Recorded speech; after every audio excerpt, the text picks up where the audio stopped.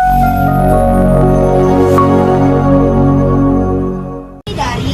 Kelompok 3. dengan beranggotakan saya Femilia Afiati, Saya Widya Lestari. Saya Feriana Fitisa. Saya Febri Siska Putri. saya Ita, Saya Lia Aulia. Saya Amanda Rulisa. Saya Sapana Rizky. Saya Mutiara.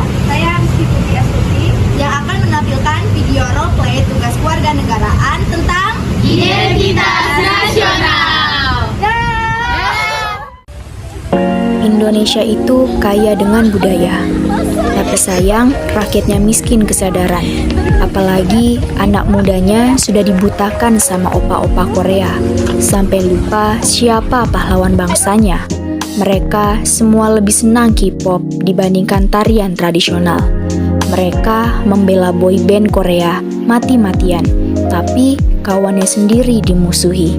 Mana ada bangsa yang anti akan budayanya sendiri. Budaya karya yang melekat pada nama Indonesia. Tanpa budaya yang kaya, kita pun bukan Indonesia.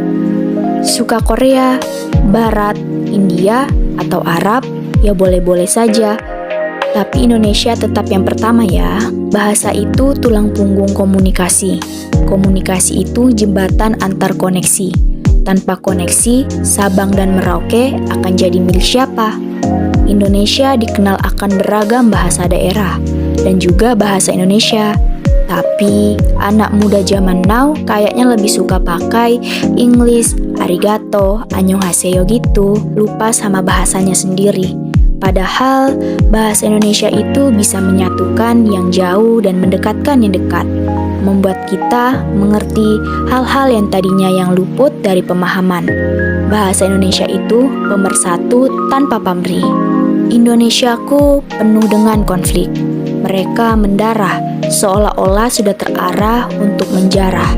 Satu persatu dari mereka mulai merambat, seolah tidak sadar untuk menghabisi semuanya tanpa jeda.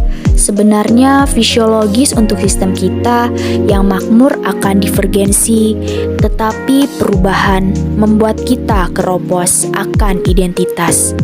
Mereka seakan terkikis sedikit demi sedikit, entah tahu kapan ujungnya. Tapi satu yang kami tahu, jika tidak dari sekarang, kapan kita akan bergerak? 300 kelompok etnis dan 1340 suku bangsa. Indonesia memang ramai dan seluruh dunia akan tahu hal itu. Tapi ramai tidak menjadikan mereka damai dengan mudah. Ingat kan, konflik itu ada karena perbedaan. Perselisihan sudah jadi makanan sehari-hari.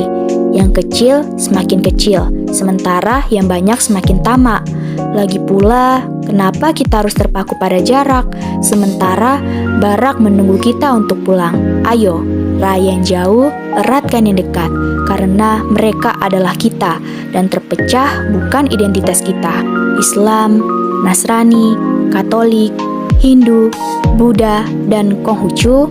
Negara mana sih yang tidak kenal Indonesia yang kaya akan toleransinya? Sila pertama, ketuhanan yang Maha Esa. Beda tempat ibadah bukan penghalang untuk tetap bergandengan. Saling padu memadu, membahu untuk menolong.